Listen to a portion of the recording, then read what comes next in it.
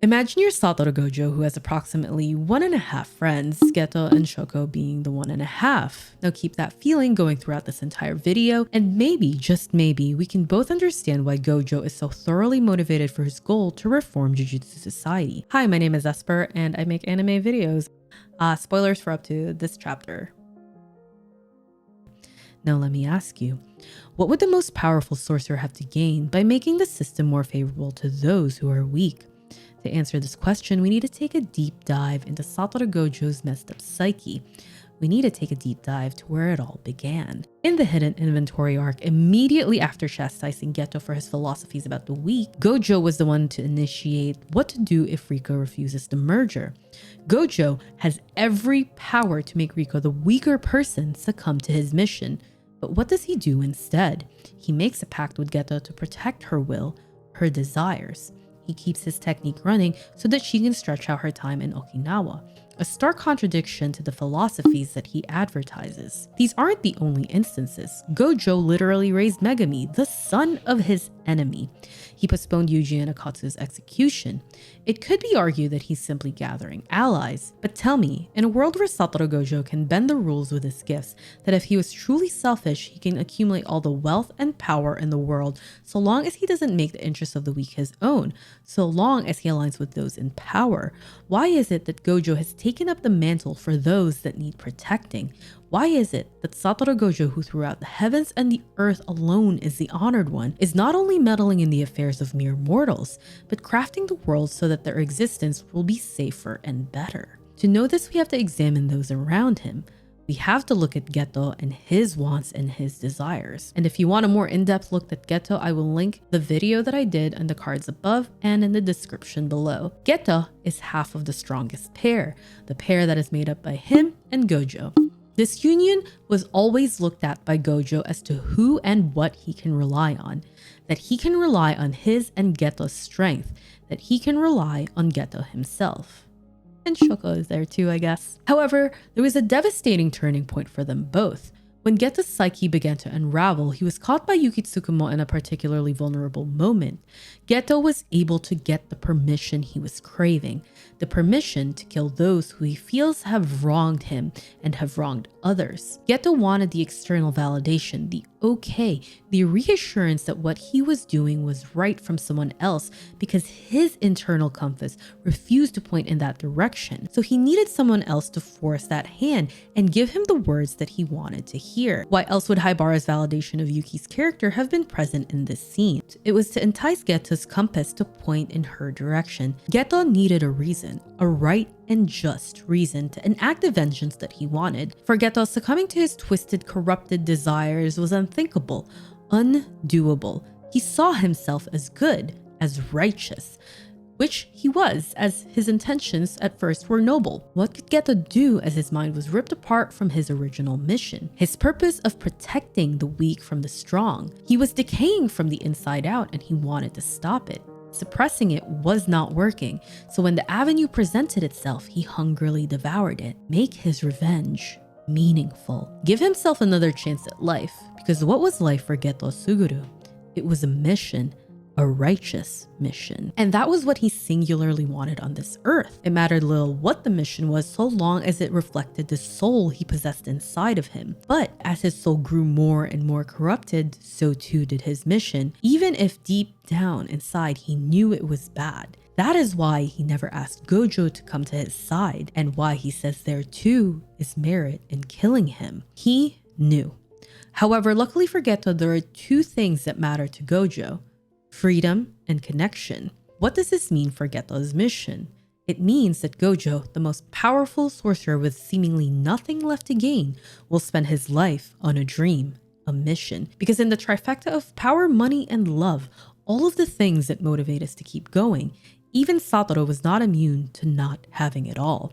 His freedom is imaginary, ripped away from him before he was even born, and further emphasized by the higher-ups who restrict and mold Jujutsu Society. And the one person who held reciprocal love for him and the other half of his strongest pair died twice, right before his eyes. And this fueled his fight for freedom further. To have been raised a successor beyond his own control, but by the will of genetics alone, Satoru was special. He did not get a say in this, however. This looming, perhaps unwanted destiny would fuck anybody up, no matter how stable they were. And we see this in Gojo's resistance to bind Rika to her destiny. Freedom he did not have, nor he could ever have. For a while, he tried to reject this reality. Protecting the weak is so bothersome. It was so hard to understand and get along with Gojo, for whom large and grand things were destined, because of the way he rejected that destiny. That's why people who understood him were few and far between. One of them being Geto, who had died, and Masamichi Yaga, who will later be murdered, or rather executed, under the commands of the higher-ups of the Jujutsu world after Gojo was sealed. The very force of false destiny and robbery of freedom that he was trying to fight. Maybe if Gojo ever makes it out of that box, we will see a Satoru Gojo who is unhinged, with few tethers to his humanity and his main pillars gone. Principal Yaga was the one who understood Gojo after all. Wordlessly, he knew why Gojo didn't go after Geto. He knew what makes Gojo tick, and despite the way we see Gojo present himself now as boisterous and energetic, we have only seen truly tender moments with these two characters.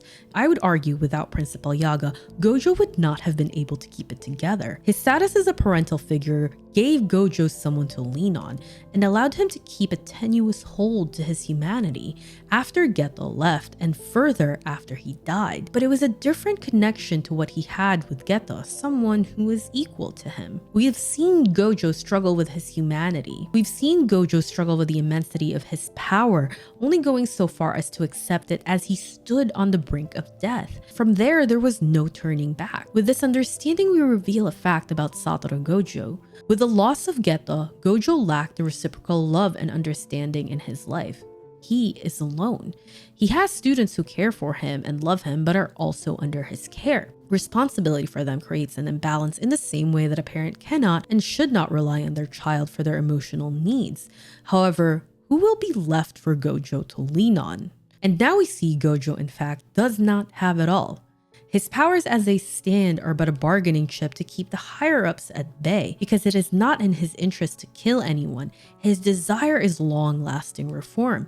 And we finally get an answer to Nanami's question as to why it cannot all be left to Gojo. He can only be in one place at one time. He wants this change in every single Jujutsu sorcerer. He wants to sway their hearts to his passion and his cause. As the saying goes, we all want the things we can't have. And Gojo is surprisingly just like the rest of us, drawn to the possibilities of unknown and possibilities of failure, and motivated heavily by the things we cannot have, or rather, things we have lost. And while it is easy to view Gojo as a two-dimensional power ceiling for this world, it is his will and his presence that churns the Jujutsu world. His birth started a revolution in the quality and grade of sorcerers around, but also in the strength of curses. His dream, the dream he tells Ichiji in the beginning of the series, is the same as Geto's dream. Gojo throughout the heavens and earth alone is the honored one. This was his realization, his purpose, and that he was the only one who could do it, and now it was up to him to accept it, because to fail in this mission would be to fail the memory of Suguru. Gojo is carrying on their promise after all. Remember what I said in the beginning. Gojo has always cared for the weak. It was always his will, but it was Geto's plan. Geto's last wish that Gojo intends to make into reality. No, Gojo does not intend to kill all of humanity. Gojo wants to build a world where Suguru would have been able to laugh from his heart. This is what he means when he says, "I'm the strongest." It is the profession of the continuation of his promise with Geto, only now he is walking this path alone. Satoru intends to make a world where Geto would have been able to laugh from his heart, where he would have had the choice not to become the honored one and just be Satoru, where the two of them would not have been ripped apart by circumstances. Because what does it really mean to be the strongest? It means to protect those who need protection. It means to use the strength to see forward a better future.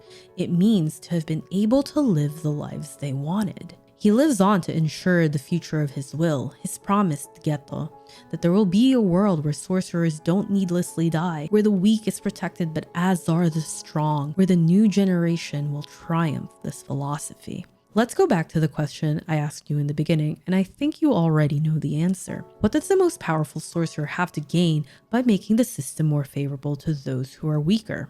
everything. Because Satoru Gojo is the strongest, protecting those who are weaker means protecting everyone. It means protecting the people whom he loves and connects with. To be human, after all, is to connect. And Satoru Gojo is hanging on to his humanity strongly as if his life depends on it, because it does. Gojo's humanity is attached to his connections. To honor this, he is building a world where his and Geto's promise don't die with their deaths. Gojo is building a world where their true promise rings out. We're the strongest. Even if it's only the strength of their wills that carry on, he intends to solidify their original promise. He intends to create a world where Suguru would have been able to laugh from his heart, where the two of them could have professed one more time that they're the strongest together. I never know how to end these videos. Yeah, thank you guys for watching the video. If you haven't already, like this video if you liked it, subscribe if you want more. I have all my social links down in the description below. Let me know your thoughts about this in the comments below. I feel like Gojo is a really, really complex character, and he's kind of goofy and weird, and like he has all of these quirks about him, but I think he has a lot of depth to him. Every single thing I genuinely like read and dissect about the relationships just make me want to cry. So yeah, I'll see you in the next one. I promise that there would not be a long hiatus between videos again. Goodbye.